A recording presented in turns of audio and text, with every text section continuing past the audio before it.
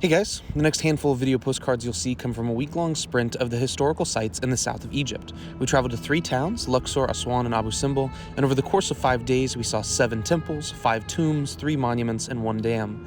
When I get home, please ask me about this trip. Getting to talk with you guys about one of the top 3 coolest experiences of my whole life would make me so happy.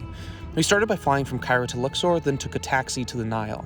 Luxor, like most of Egypt, is a gift of the Nile. It provides the water necessary to farm and also helps facilitate travel.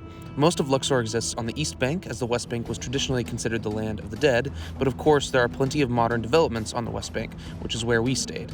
In order to cross, we took motorboats and city ferries across the Nile, which always provided a gorgeous view in the middle of the day. With limited time left in the day after traveling, we made our way to Luxor Temple.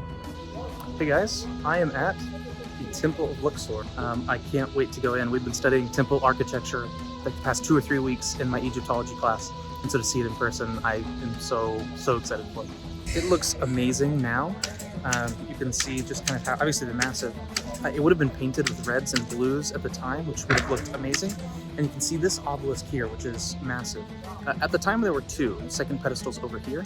The Egyptian government gave, long ago, the second obelisk to France, and in return France gave them what I think is a pretty terrible garbage looking clock, which is now at the Muhammad Ali Mosque, which I visited at the beginning of the semester. So I've seen the little spot where they traded for, and then of course the clock. The temple was being prepared for a visit by the Egyptian president, but most of it was still open except for the Avenue of the Sphinxes. The beauty of it all and how close you can get to a New Kingdom temple turned me into a rambling mess. How many times can I say that it is impossible to articulate what I'm feeling before it just becomes cliche? Because I'm standing in a palace that is thousands of years old. Excuse me, not a palace, a temple that is thousands of years old. And parts of it have been converted into modern mosques or modern religion. You can see a minaret here that's attached to this ancient Egyptian temple.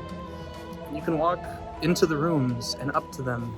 I can stand inches away from columns. There's nothing like this anywhere else in the world, in my life. Man, I don't know what to say, guys. I wish I had some eloquent thing to say, but maybe being speechless will kind of translate enough. It was amazing to get to walk around and experience the art, architecture, and religious iconography I've been studying all semester. The darkness of the sanctuary was especially cool, as original sanctuaries would have been very, very dark as well. Everything here was amazing. The colossi sitting in front of the temple were intimidating and awe-inspiring, the obelisk's inscriptions drew your eyes to the sky, and the massive gates scream ancient Egypt. But my favorite thing here was this engraving called a Semitawi. It depicts the 2 flowers of Egypt, the lotus, which symbolized Upper Egypt, and the papyrus, which symbolized Lower Egypt, being tied around the trachea of the king. Showing that the king was breathing life into united Egypt, the Semitawi is found throughout ancient Egyptian art. It deserves a video postcard of its own, so I won't try to capture it all here, but seeing such a beautiful example inches away from my face was a once-in-a-lifetime experience. We finished the day with a rooftop dinner, then got some homework done at the flat before getting ready for day 2, one of the longest, busiest, greatest days of my entire life. So, until I post that one, much love.